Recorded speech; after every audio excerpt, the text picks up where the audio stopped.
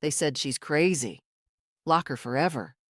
And I was sitting right there, in that pale green chair, the one that smelled of antiseptic and sadness, looking at the boy I had once carried through pneumonia, through divorce, through the kind of shame no child should ever have known, looking at the man he had become, a man with no tremor in his voice, no quiver in his chin, as he signed his name next to those words. She's crazy. Just like that. My son. I'm 74 now. I live near the sea in a house too big for one woman but too full of memory to leave. I keep the windows open because the gulls remind me that some things are still wild. I make tea every morning at 6, no matter the weather. I dress with dignity, though no one comes to see me. I eat slowly and deliberately, as if time owed me something back. But that wasn't always the case. There was a time, not so long ago, when I was someone's mother, someone's burden, someone's problem to fix or hide or silence. It didn't begin with a scream or a slap. It began with a question I wasn't allowed to ask. It began with the way my keys were taken from me, subtly, with a smile. With the way my doctor started addressing my son when discussing my body. With the tone my daughter-in-law used. Sweet but brisk, like I was a child mimicking adult pain. It began with the rearranging of my kitchen, the throwing out of expired cans, the unsolicited purging of unsafe rugs and difficult appliances. I'd once taught literature. I could still quote Yeats and Plath and Baldwin without pause. I read the paper daily, but to them I had become fragile in a way that made my intelligence irrelevant, even suspicious. But let me not stray. You want to know about the chair, the room, the words, that day. The psychiatric ward, though they don't call it that anymore. They have gentler names now. Wellness centers, acute care units, crisis stabilization, euphemisms dressed in institutional beige. The ward had no clocks, which was fitting, because it wanted to strip time from you. There were thick curtains, never open, plastic chairs too heavy to lift, the kind of place where everything is secured against the chaos they believe lives inside you. I was brought there after an incident, that's what they called it. An incident, as if I had erupted like faulty plumbing. As if grief were a symptom of malfunction. My sister had died 2 weeks prior. Sudden heart failure in the middle of her garden. Tomatoes ripening on the vine.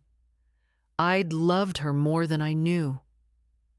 When the call came, I collapsed in the hallway. I don't remember much, just sobbing. A sensation of floating, of being watched. My daughter-in-law, ever the administrator, decided this was a psychiatric emergency. And my son, God, my son, he drove me there. Not to a chapel, not to her grave, but to a locked facility, with papers already in his hand. He didn't ask me. He didn't say, "Mom, are you all right?" He said, "You've scared us." U.S. Like I was no longer a mother, but a threat. Like my emotions had grown claws, and all I could say, over and over, was, "She's gone. Ruth is gone." But they nodded the way people nod at someone drunk or incoherent. And I realized I was already on the outside of my own life. I sat in that chair, trying to make my back straight, my face serene. They teach you that, you know. As a woman, as a teacher, as a mother, they teach you how to make yourself legible. And I thought, if I could just behave properly, they'd see me again. But no one looks directly at you in places like that. They skim you, as if eye contact might be contagious. When the doctor came in, young, kind-looking, with a clipboard and empathetic eyes, I tried to speak clearly. I tried to say, "I'm not ill. I'm devastated." There's a difference. But he was already glancing at my son, who sat beside me with his ankle casually crossed over his knee like we were at a parent-teacher meeting, and I was the child. He said things like, "She's been declining. She's forgetful. She locked herself in her room." That last one was true. I had. I wanted to be alone, to cry without shame. But to them, that was pathology. Then he said it. "She's crazy. Lock her forever." And he laughed when he said it. A soft, bitter laugh, like it was a joke. But I heard the relief under it, the joy of containment, the hunger for finality. And I realized then, he wasn't scared. He wasn't confused. He was done with me. It's a strange sensation, watching your child abandon you while wearing the face of concern. He didn't throw me into the fire. He declared it for my own good. That's the genius of modern cruelty. It calls itself compassion. I could see, just for a second, the boy he had been. The one who used to ask me to stay in the room until he fell asleep. Who once told his teacher I was magic because I knew when he was lying. Who hugged me after every soccer match, even the ones he lost. But that boy was nowhere in the man who looked at me now and saw only risk, liability, inconvenience. That's the word I felt hanging in the room. Inconvenience. It's a hard thing to describe, the moment when you realize your voice has become background noise in your own story. I remember trying to interrupt, to say something, anything. But the words dissolved in my mouth. The doctor was already scribbling. The nurse had already brought a folder. And my son, my blood, had already looked away. Toward the hallway. Toward his car. Toward his wife, probably waiting outside with a flask of coffee and the smug smile of a plan unfolding just right. I was locked in that ward for 4 nights, long enough to forget the taste of home, long enough to doubt the firmness of my own reality. But that's not this part of the story. You wanted the beginning, and that was it. Not with a scream, but a sentence.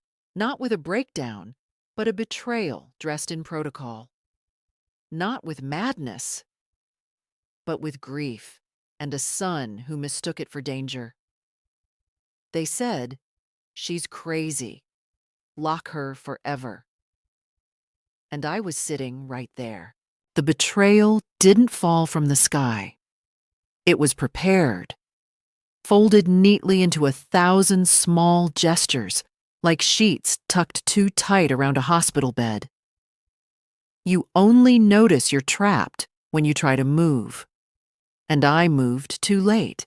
By the time I understood what they were doing, they'd already changed the locks. On the front door, on the narrative, on the very idea of who I was allowed to be. It started the day I forgot to turn off the kettle, not for the first time, but in their eyes. That one mistake was confirmation. I had burned nothing.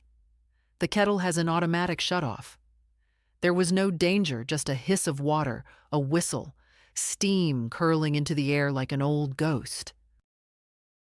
My son was visiting. He looked at the stove, then at me. "Mum," he said too calmly, "this is getting serious."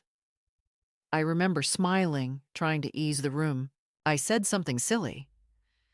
"Even the Queen forgets things and she's on coins." But he didn't laugh. He stared, cold, clinical, as if he were already diagnosing me. After that came the whispering, behind doors, down the hallway.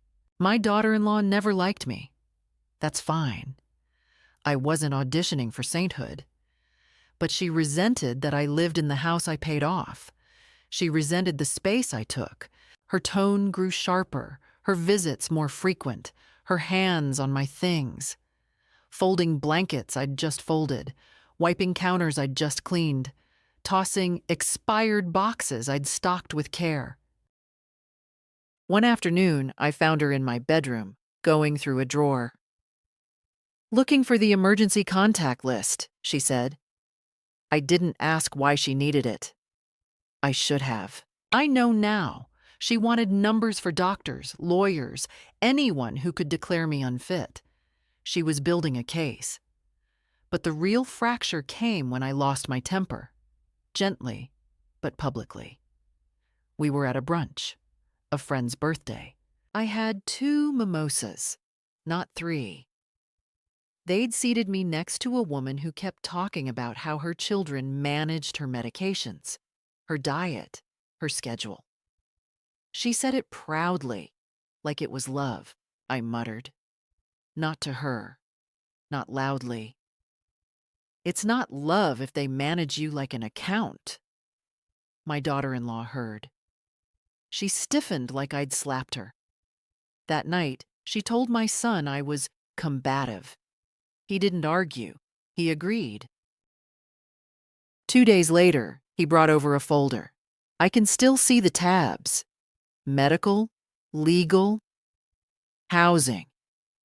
He said it was just to be prepared, just in case, just responsible. I asked if he thought I needed to leave the house. He said, "Not now. Not now." That's when the first real fear set in.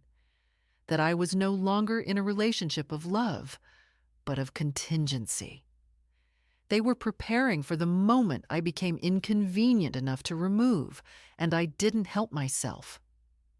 I withdrew. I stopped answering calls right away. I stopped opening the door when I wasn't expecting someone. I kept to my room. My grief over Ruth was still so raw, like an open nerve under everything. I talked to her sometimes out loud. That's what they heard. A woman talking to no one. They didn't hear the context, only the echo. I cried into my pillow most nights, clutching the necklace she gave me. My sleep was broken. I would wake, gasping, confused about the time, the light, whether I had imagined the funeral or truly stood over her grave. They took those fragments, the crying, the talking, the forgetting, and laid them out like evidence. Then came the visit from the social worker. "A wellness check," she said. She asked polite, sunny questions. Had I been eating? Yes. What did I eat? Toast. Soup. Tea. Alone? Yes. Often. Did I ever feel afraid in my own home? I said. Only when my family arrives unannounced? That wasn't a clever thing to say, but it was true. She smiled, made a note. I never saw her again. One morning, I woke up and found my medication bottle gone. I wasn't on much. A mild sedative to help me sleep. My doctor prescribed it years ago, but it vanished. My son said he was reviewing it. Reviewing. He had started collecting my records, scheduling my appointments, picking up my prescriptions. He was taking over, but not out of love, not out of duty, out of control. The final straw came during a family dinner. They had invited me over, something rare. I thought it was reconciliation. I even wore lipstick. I brought a pie. When I arrived, the pie was taken from my hands and placed in the trash. Too much sugar, my daughter-in-law said. They had made a salad with grilled chicken and vinegar dressing. Water to drink. No wine. I sat at the table like a guest at my own funeral. Then, halfway through the meal, my son looked at me and said, "We've spoken to someone about having you evaluated." It was said softly, casually, like he was mentioning weather. I stared at him. I couldn't find my voice. And that silence. That was all the proof they needed. He took it as consent, as resignation. I remember looking down at my plate. The chicken was cold. The salad wilted. I pushed it away and stood up. My daughter-in-law followed me to the door. "Try not to be dramatic," she said. I didn't answer. There was nothing left to say. That night, I packed a bag. I don't know why. Maybe instinct. I didn't sleep. The next day, they came for me. Not with handcuffs, no. Just concern. Just process. My son said I was overwhelmed. He said I needed observation. I said I was mourning. He said, "That's not how it looks." And just like that, I was taken. The betrayal wasn't a moment. It was a method. It was every little gesture repurposed as symptom. Every sadness framed as instability. Every boundary I tried to hold rewritten as resistance. It wasn't a blow. It was erosion. And by the time I realized what they were doing, I was already seated in that pale green chair, listening to my own child tell a stranger to lock me away. "Not forever," he said. "Just until she's better." But what he meant was, just until she stops being inconvenient. They never shout. That's the part no one tells you. If they screamed, if they hit you, if they threw you into a room and bolted the door, you could point to it and say, "There. That's where it hurts. That's the cruelty. That's the wrong." But when they erase you, they do it politely. They lower their voices and raise their eyebrows. They speak to you as if you've wandered into a conversation you were never supposed to hear. They don't burn your house down. They repaint it in colors you don't recognize and then ask if you're feeling disoriented. After they admitted me, again, a word wrapped in silk, it began. The slow thinning of the air around me, the melting of time. They didn't lock the door at first. That was the trick. You could walk down the hallway. You could ask for tea. You could sit by the window and pretend the trees were something other than a cage. But every time you returned, your room felt smaller, and the nurses more distant, and the questions more practiced. Do you know where you are? Do you feel safe? Do you hear voices? They never ask. Do you feel betrayed? Do you feel hunted? Do you miss your sister's smell on your coat? The ward had a smell, too. Bleach, fabric softener, something vaguely sour. People don't talk about the smell of those places. It's important. It stays in your skin. I washed my hands obsessively, not from compulsion, but because I couldn't bear the scent of being handled. I folded my clothes each morning and made my bed as if I were still in my own home. Small rituals. I thought they might anchor me. But they saw them as signs: rigidity, compulsivity, anxious behavior. Everything you do in such a place is interpreted, filed, studied. Your silence is avoidance. Your words are delusional. Your calm is suspicious. I was assigned a caseworker, a kind woman named Sarah who wore cardigans with embroidered flowers. She asked about my childhood, my marriage, my loss. She was trying, I think, but always with the pen in hand, the clipboard ready. I could never quite speak freely, because every sentence could become a diagnosis, every memory a symptom. I told her I was tired. She circled something. I told her I didn't trust my son anymore. She nodded and wrote, "Paranoid ideation." It's a strange thing to be punished for clarity.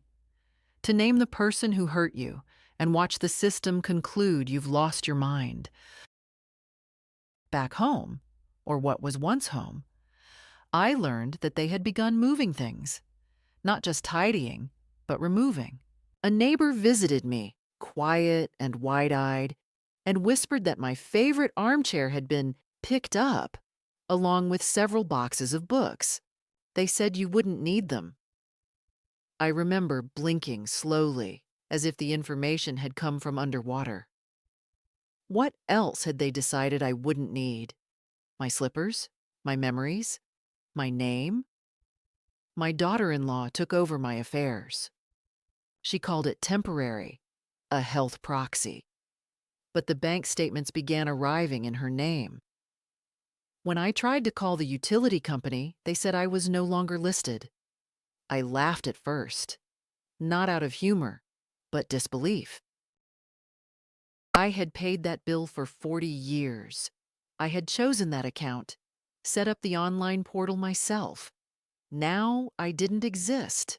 Not as a client, not as a woman with agency. I was a file, an elderly female subject to oversight.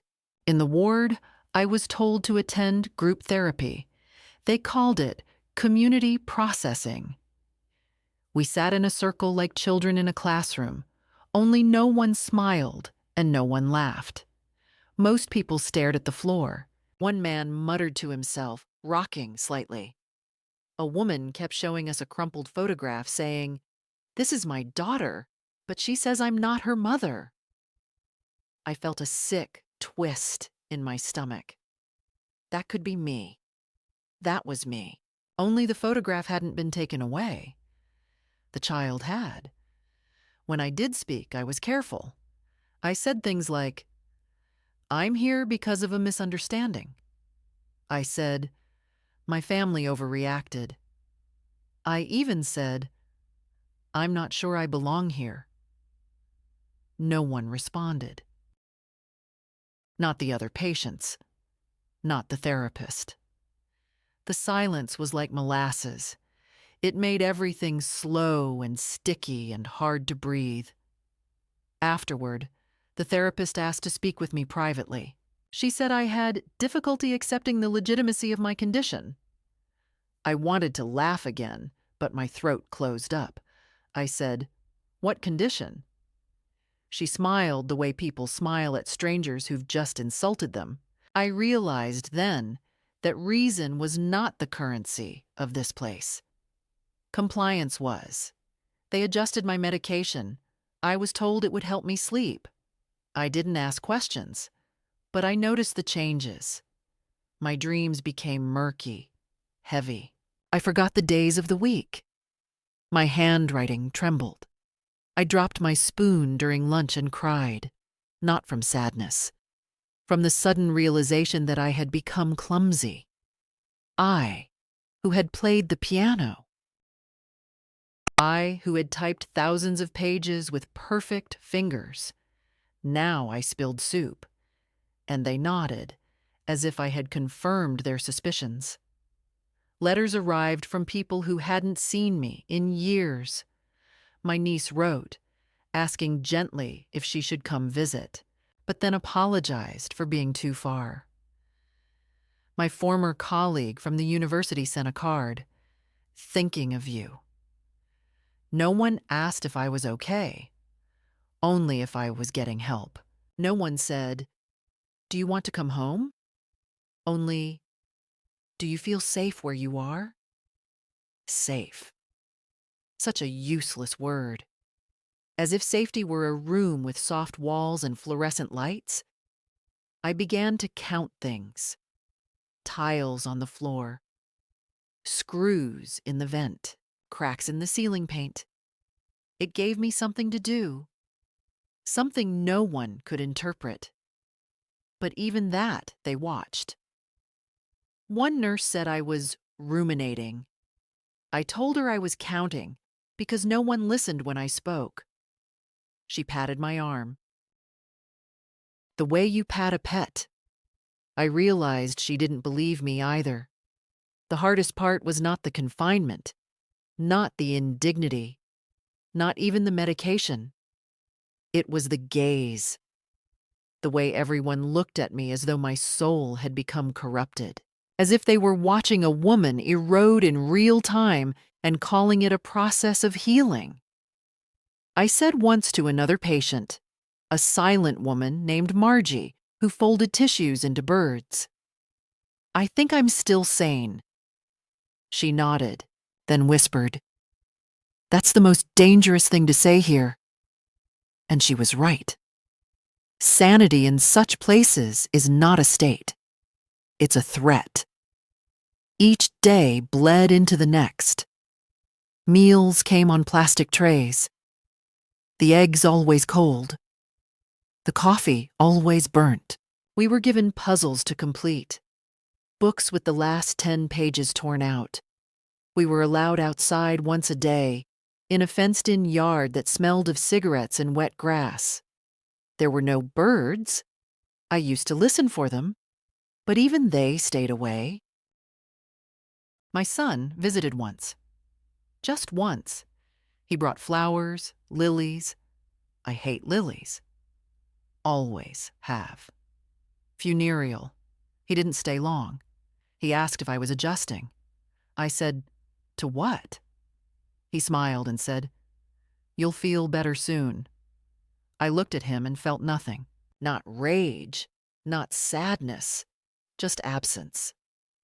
The boy I had raised, who had once wept in my arms, who had scribbled drawings and taped them to my fridge. He was gone. In his place was a man who had filed the paperwork to put me here and didn't flinch when I said, "I want to go home." But of course, it wasn't up to me anymore. And that, perhaps, was the most painful realization of all, that I had become a passenger in my own life. And no one would give me the map. I had always believed that you could find a corner of yourself no matter where you were. That if you stood still long enough, if you listened to the echoes of your own breath, you would find something that belonged to you, something irrefutable. But in that place, the ward, I began to doubt.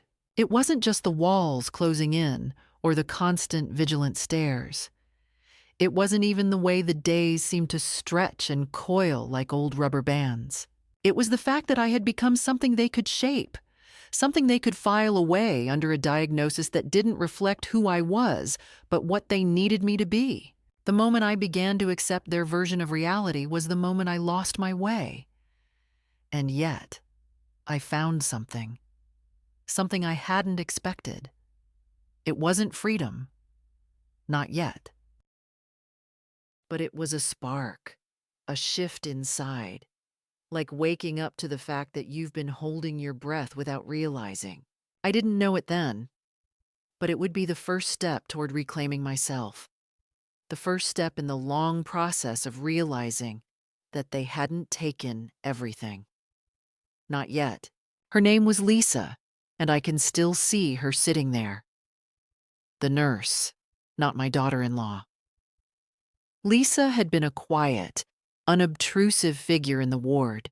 She had that type of presence that didn't demand attention, but if you looked closely, you could see the weight in her eyes, the weariness of someone who had seen too many battles lost without ever raising a fist.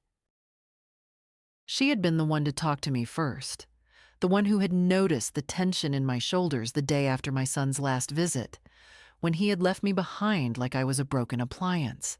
She had said very little, but her presence made me feel something. It wasn't pity or compassion even. It was recognition. Recognition that I wasn't invisible to everyone. I had been walking the halls, just pacing, as I often did, when the rest of the group was either eating or napping. They had told me it was good for my health. I told them it kept me from cracking. That night, I didn't know why I chose to walk down that hallway. Maybe I was restless. Maybe I was searching for something, anything, to remind me I hadn't been erased. I was nearing the small lounge, a room where the overhead lights were dimmer, softer, and where the floor-to-ceiling windows gave you a view of the courtyard that, for reasons unknown to me, had always seemed slightly off-limits. Maybe it was just the feeling of the space, but I felt as though it held some secret, a reminder of the life I had left behind, the one I was supposed to return to. I could see Lisa sitting there at the far end of the lounge. She wasn't looking at me, but she knew I was there. I knew she knew. She looked at the paper in her hand, but her eyes were distant, as though she was somewhere else, far from that sterile room. I stood there for a moment, uncertain. She caught my gaze, smiled just a little, but not the way they did. Not forced, not patronizing. It was real, as if she could see past the patient I had become into the person I still was. I could see it then, that small shift in her posture, the way she relaxed just a fraction. "Come sit," she said quietly, patting the seat next to her. And for reasons I couldn't explain, I did. It was strange. Sitting there, in that sterile chair next to her, something shifted in me. There was no medical talk, no probing questions about my state of mind, no gestures toward medication or protocol. She didn't ask if I was feeling better or if I was ready to leave. She simply sat with me, and I let the silence settle between us. It felt like she wasn't expecting anything from me. She wasn't trying to fix me. She was just acknowledging that I was still here, still breathing, still worthy of being seen.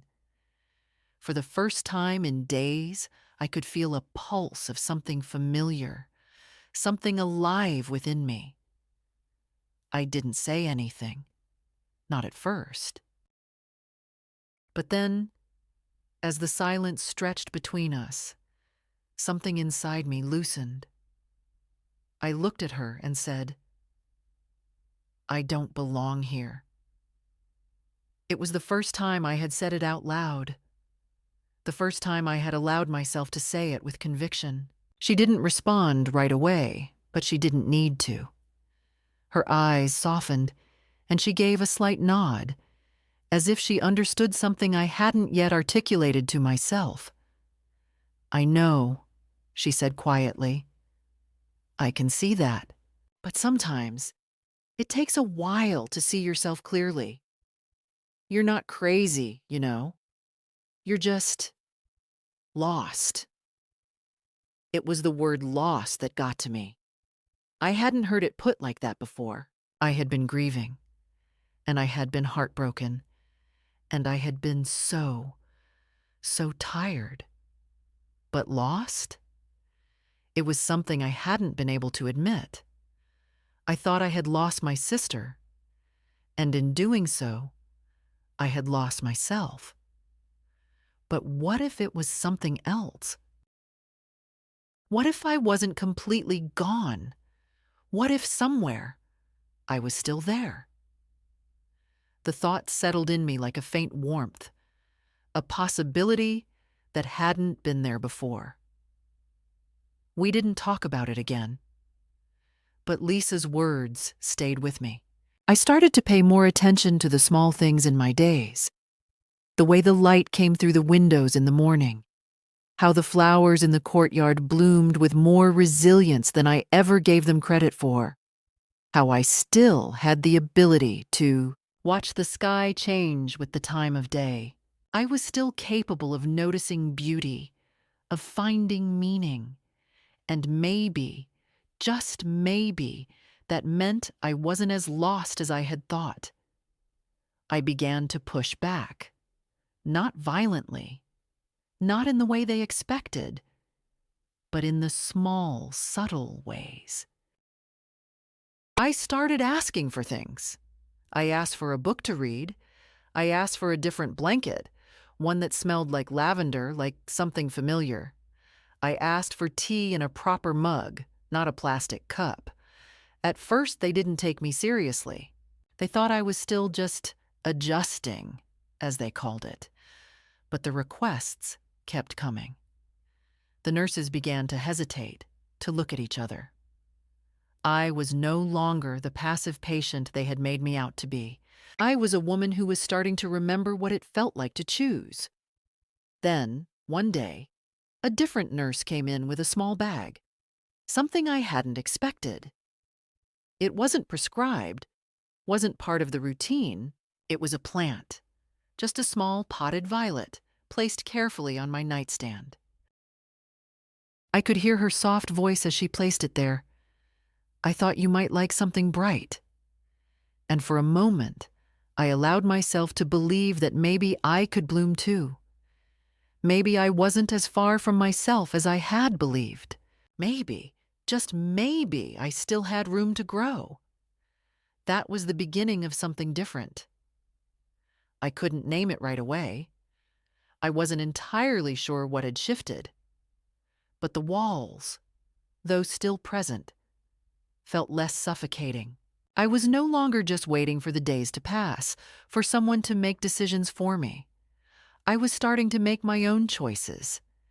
And as I did, I began to feel the return of a power I had forgotten I ever had. The world hadn't changed, but my ability to see it, to choose it, had. And for the first time in what felt like a lifetime, I realized that I still had a part of me I could call my own. There is a peculiar cruelty in the way they return once you've started to reclaim yourself, as though some unseen signal has gone out. A flicker of light in your eyes, a steadier rhythm in your voice, and they catch wind of it, sense it, and come rushing back with their well-practiced scripts and well-polished smiles, like they've been summoned to extinguish whatever you've begun to recover. That was how it happened. That was how he came back. My son. After 3 weeks of silence, no phone call, no letters, no word through the doctors. Nothing.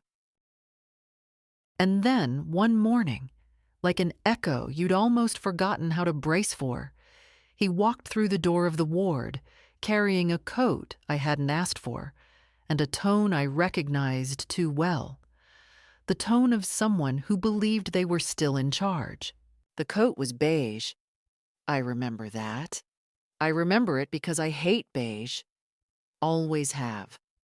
A color that tries to offend no one and ends up offending me entirely. It's the color of surrender, of waiting rooms and hallways and things no one wants to keep but can't throw away. He held it out like an offering, said, "Thought you might need something warmer." And I just looked at him, wondering how long it had taken for them to pick it out. He wouldn't have chosen it alone. It had his wife's fingerprints all over it. Sensible, dull, insulting. Like they assumed I couldn't feel cold the way others did unless properly insulated by their choices. I didn't take the coat. I let it dangle from his arm, like something half-wrapped, unfinished. He sat down, smiled. Too quickly. The way people smile when they're trying to skip over what they did to you. He looked around the room as if he were inspecting it. Not for its comfort or cruelty, but for its order. Then he said it. "You look better."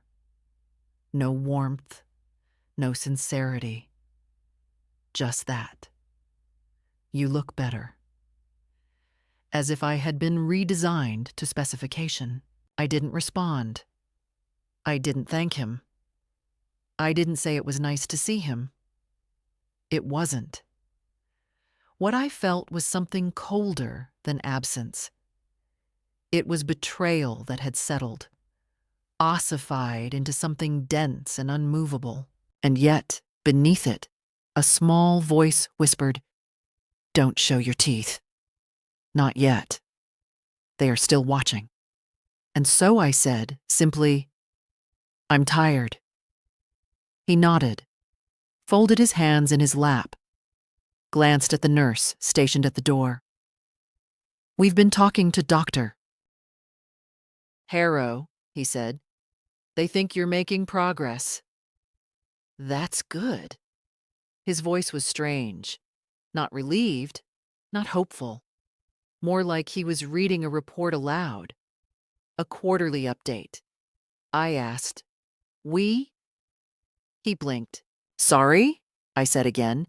"You said we've been talking to Dr. Harrow. Who's we?" And there it was, the hesitation, the flicker of calculation. "Well," he said, "mainly me. And Clara. We just want what's best for you, Clara." Of course, the woman who had sat across from me and said, "Maybe it's time you lived somewhere with more support." The woman who had thrown away my family photos under the pretense of decluttering. She had always wanted the house, but not just the house, the authority, the final say.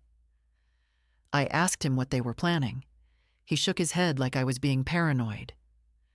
"No one is planning anything. We're just checking in, trying to stay ahead of things." And then he pulled out the folder. Another folder. This one thinner than the last, but no less dangerous. He handed it to me, and I could feel the weight of the paper through the cover. "It's a residential program," he said. "Not permanent. Just a step-down facility. More comfortable than this. A private room, activities, therapists." He said the words like he was reading from a brochure. I opened it. Photos of smiling old women in sweaters, watercolor classes, gardening clubs, a courtyard with a fountain shaped like a swan. I wanted to laugh. I wanted to tear the pages in half, but I didn't. I just looked up at him and asked, "What about my home?" He exhaled, slowly. "Mom, the house is too much. The stairs, the maintenance. We just want you to be safe." That word again, safe. A word used to justify erasure. "Who's living there now?" I asked. I could see it in his eyes. He hadn't expected me to ask that. "It's just being kept up," he said. "We didn't touch anything." A lie. I knew it before he finished saying it. They'd moved in, or they were about to. I folded the folder shut and handed it back. "I'm not going anywhere," I said. He didn't move, just stared. "This is temporary," I added. "They said it themselves. I'm not under commitment." His expression hardened. "That depends," he said. "You know, if you're deemed uncooperative, they can extend your stay." I looked at him then, truly looked, and for the first time, I saw not my son, but a man who had decided I was no longer useful unless I was manageable. He had weighed me, measured me, and found me inconvenient. And now he wanted to outsource my life. I stood up. Slowly, I told him I was tired and needed to rest. He nodded, collected his coat, the beige one, and the folder, and left without trying to hug me. That, at least, was honest. After he left, I sat on the edge of my bed for a long time. I felt the edges of my hands, the tension in my shoulders, the way my breath came in and out without my permission. I was alive. That was something. and I wasn't going to let them write the ending while I still had the pen in my hand. That night, I began writing things down, not as a diary, as evidence. I wrote down dates, names, comments. I documented who said what, who visited when, what was taken from the house, and when. I wrote about the pills they gave me, the doses, how they made me feel. I kept it hidden under the lining of my suitcase, a record, a ledger, my life, not their version of it. And then came the summons. A family review meeting, they called it, to assess my discharge plan. I was told I could have an advocate present. I asked for Lisa. She was hesitant at first. Boundaries, professional distance but eventually agreed. The meeting was held in a small, cold conference room with flickering fluorescent lights and a crooked clock that seemed to tick louder the longer we sat there. My son arrived in a pressed shirt and dark jacket. His wife followed. The doctor came last. They all greeted each other as if they were at a school board meeting. Then they turned to me. The doctor began by outlining my progress. Improved sleep, more cooperative, expressing fewer delusional thoughts. He smiled like he was congratulating me on recovering from a mild fever. Then he turned to my son and said, "You've expressed concerns about your mother returning home." My son nodded. "We want what's best. She's vulnerable. We're afraid if she goes back, she'll decline again." Lisa cleared her throat. "She has a right to return to her home. There's no current medical basis for further confinement." The air tightened. Clara leaned forward. "But she's been unstable. She talks to herself. She's accused us of stealing." I turned to the doctor. I asked a question. "That's not a delusion. That's suspicion, and I had reason." The doctor hesitated. Lisa spoke again. "Mrs. M- has not shown any clinical symptoms that meet criteria for commitment. She's been compliant with treatment. She has insight. She's oriented. She can go home." Clara tried to interrupt, but Lisa continued. "Unless there is new evidence, there is no justification for extended stay." Then came the moment. My son reached into his folder. "We have letters," he said, "from neighbors, from friends. They're concerned I asked to see them." He refused. I asked the doctor if anonymous letters were now a basis for incarceration. Lisa stood, placed a hand on my shoulder, and said, "Mrs. M- has asked for discharge. There is no legal ground to hold her."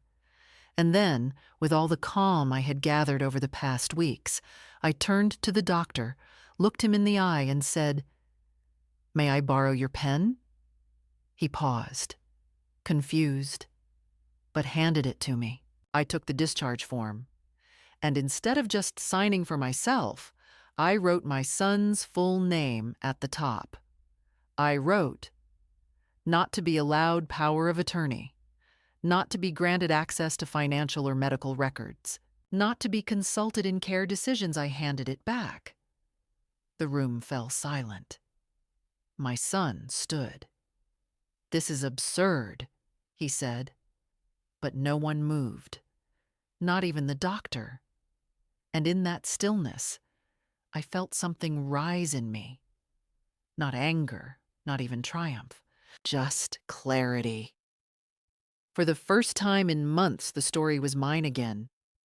The thing no one tells you about reclaiming your life is that it doesn't feel like a victory parade. There are no trumpets, no banners, no dramatic music rising in the background. It feels like a decision made in silence, after too many sleepless nights, when your bones ache and your trust is brittle. And yet something in you, something ancient and sharp, refuses to be buried. It feels like reaching for the pen not out of rage, but out of something calmer, deeper, more final. That was how it was for me. The moment I signed that paper, the moment I crossed out my son's name from the authorized family contact list and wrote in deliberate block letters, "Do not consult without my consent," I didn't feel victorious. I felt still. I felt intact. And for the first time in what felt like years, I felt real. After the meeting, there were no immediate fireworks, no applause. The doctor remained quiet, his lips slightly pursed, as if he were re-evaluating everything he'd assumed about me. My son stood motionless for a few seconds, then laughed. Not a joyous laugh, but a brittle, startled one. The sound of someone who had never prepared for a world in which the puppet cuts its own strings. Clara tried to speak, something clipped and managerial, but the nurse interrupted. "Lisa, my Lisa," saying firmly, "this is not a legal hearing. She has made her decision. She is of sound mind, and she is free to leave." That word, free, hovered in the air like perfume, like something fragile and fragrant and almost too delicate to touch. I nodded. I didn't cry. I didn't collapse. I simply stood, walked out of the room, and made my way back to my quarters. My bag was already packed. Not because I expected to win, no. I had packed it weeks ago, not with hope, but with memory. A sweater Ruth had given me. A book of poems I had hidden under the mattress. A photograph of myself at 34, standing in front of a chalkboard, smiling. Proof of who I'd been, of who I still was. Lisa walked me to the front desk. She didn't say much. She handed over a small envelope with the few possessions I had arrived with. Keys, glasses, a broken watch I hadn't had the heart to fix. I signed my name on the discharge line, carefully, with the pen still warm from earlier. She gave me a small nod, a kind of bow, almost reverent. "Take care of yourself," she said. I looked at her, steady. "Thank you for seeing me," I replied. And I meant it. She didn't save me. She did something harder. She believed me. Outside, the air was colder than I remembered. Not the air itself, perhaps, but the way it moved across my skin, unfiltered by fluorescent light or rubber soles. It felt real, sharp. I breathed it in slowly, as though teaching my lungs a new kind of rhythm. I stood on the curb and looked around, waiting for the taxi I had requested myself, with a prepaid card I'd hidden in my shoe. They hadn't thought to check there. My son had assumed I was powerless, that I was too confused, too dependent, too damaged to act without his blessing. But I had lived through things that would have flattened him. He'd never seen me as I truly was, only as I was to him. The ride home was uneventful. The driver was kind, talkative, but not invasive. I told him I had just come back from a medical facility. I didn't say why. I didn't have to. I was no longer obligated to explain my story to strangers. I watched the city pass by through the window, the dull blur of buildings and people and traffic lights, and thought about how the world goes on even when yours has been paused.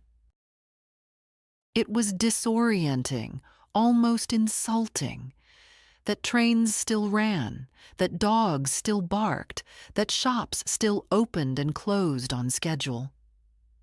And yet, there was comfort in it too. a kind of reminder that the world had space for me if I chose to claim it. When we arrived, I hesitated, just for a second. The front gate was open, the porch light was on. That was Clara's doing, always anxious about security. I stepped out of the car slowly, paying the driver, thanking him, lifting my suitcase with both hands. I walked up the path and stood before the door, hand hovering over the knob. I still had my key. I hadn't told anyone. They had changed the locks once during my stay, but I had the old key, and with a gentle twist and a soft push, I was inside. The house smelled different. Not bad, just unfamiliar. There was a new carpet in the foyer, a different lamp by the sofa.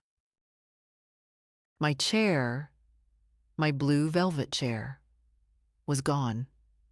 I stood there, heart pounding in that quiet, padded sort of way, like it does before a storm. Then I moved, slowly, room to room, noting what had changed.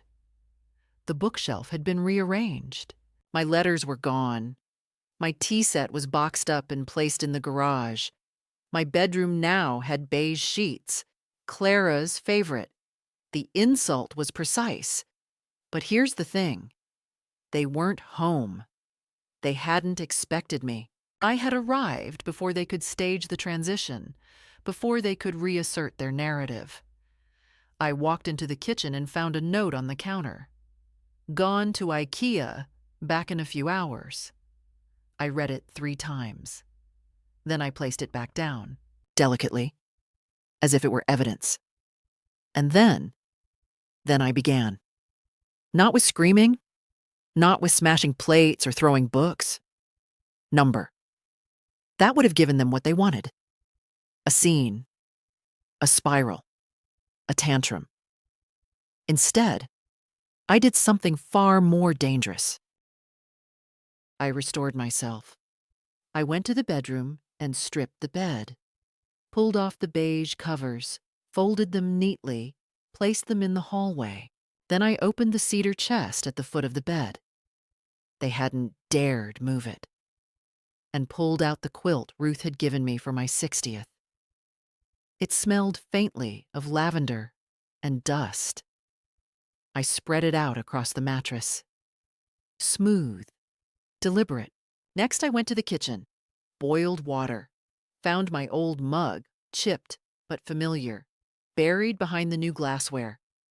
Made tea, sat at the table, and waited. They returned an hour later. I could hear their voices in the driveway, keys jingling, laughter. Then the door opened. Clara entered first, bags in hand, my son behind her. They both froze, just inside the doorway. Clara's mouth opened, closed. "What are you doing here?" she asked. I sipped my tea. "I live here," I said. She blinked. My son stepped forward. "Mom, we need to talk." I held up a hand, not angrily, not theatrically. Calm, sharp. "No," I said. "We don't. I'm not leaving. I've spoken with my attorney. I have witnesses. I have documentation. And I have time. You have 10 minutes to remove your things from the guest room. After that, I'll change the locks." He stared at me, not with anger, with something worse. Confusion, as if he were trying to solve a puzzle that kept changing shape. Clara set her bags down, slowly, like she was backing away from a fragile object. "You're making a mistake," she said. "No," I said. "I made a mistake before. Believing you. That's done." They didn't argue. Not loudly. He tried once more, a muttered plea. "This isn't what we meant." But I was already walking away. Into my room. My room. With the quilt and the mug and the silence I had chosen for myself. And just like that, they left. I stood by the window and watched the car drive off. The wind moved through the trees. I could smell the ocean again, and in that moment, I knew something irreversible had happened. I hadn't just come home. I had reclaimed it. There's a particular kind of silence that comes after the storm. Not the silence of fear or anticipation, but the silence of ownership, of returned ground. It's not loud, not triumphant. It doesn't announce itself. It settles. It wraps itself around you like a second skin, one you'd almost forgotten you were allowed to wear. That's how it felt, those first days after they left. The house, once full of their noise and rearranged purpose, slowly exhaled. The walls seemed to relax. The floorboards, long dulled by other people's shoes, remembered the weight of my steps. My name began to echo again in the spaces where it had once been erased. I didn't rush to restore things. That would have been a panic response, and I'd had enough of those. Instead, I moved slowly, deliberately, room by room. I didn't need to restore every object, every pattern of the past. Not everything that was taken needed to return. Some parts of my old life I left behind on purpose. But what I did bring back, my books, my music, my blankets, the arrangement of light around certain corners, I brought back with intention, with consent. Mine. I replaced the beige curtains with the old ones Ruth and I had picked out years ago. Heavy navy ones with gold threading, dramatic and unapologetic. I found my old photo albums in the attic, where they'd been stored without my permission, and laid them out on the dining table, flipping through each page not as an act of mourning, but of reclamation. My sister's handwriting in the margins. My son's drawings from school still stuck to pages with old tape. Not every memory hurt. Some of them stood still. Some of them forgave me. I changed the locks, not just literally, but symbolically. The locksmith was kind, didn't ask questions. He saw the look in my eyes and knew better. I watched the old keys become useless. I watched the new ones slide into place. It was a small thing, a practical thing, but it felt like a ceremony, a confirmation that the story had shifted, that I was no longer a subject in someone else's plan. My lawyer came a few days later. We filed everything. Power of attorney revoked, financial control restored, a letter delivered to my son stating clearly that any future contact would be on my terms, that if they wished to speak to me, they would write, and I would decide if I answered. It was not vengeance. I have no appetite for revenge. What I wanted was clarity, boundaries, a wall of truth between me and those who once claimed to love me while plotting my disappearance. I began to sleep differently, not deeper. Deeper comes with trust, and that I'm still rebuilding. But steadier. I wake up with a kind of calm I hadn't felt in years. I make my tea slowly. I water the plants. I read the paper, aloud sometimes, just to hear my voice echo in the kitchen. I don't need to prove anything to anyone now. I exist without permission. That, for a woman my age, is a quiet revolution. Sometimes the phone rings, and I let it. I don't answer if I don't want to. I don't explain. I don't justify. I've learned that silence, when chosen, is not loneliness. It's sovereignty. I've written everything down, the whole story. Not for a court, not for a memoir, for myself. So I never forget the line that was crossed and the line I drew in return. I keep the notebook on my desk, beside Ruth's photograph. She would have told me, long before it came to this, that love without respect is not love, that kindness without freedom is a cage. She would have said, "You taught them how to walk, but not how to stand." I think of her often, not with sorrow anymore, but with recognition. She was the only one who never tried to shrink me, who never called me difficult when I spoke plainly, who never, not once, doubted the strength of my mind. To the women reading this, if any ever do, I say this: they will call you fragile when you are grieving. They will call you confused when you are clear. They will call you difficult when you refuse to disappear. Do not flinch. Do not lower your eyes. Do not hand over the keys to your life in exchange for being called agreeable. They will ask you to go quietly, but you must not. Go loud if you must, or go still, but go on your own terms. The day I left that ward, I took nothing but my name. And now I live in it fully. I am not waiting for apology. I am not seeking reconciliation. Some things cannot be mended, but I am whole. I am home. And that, at last, is enough.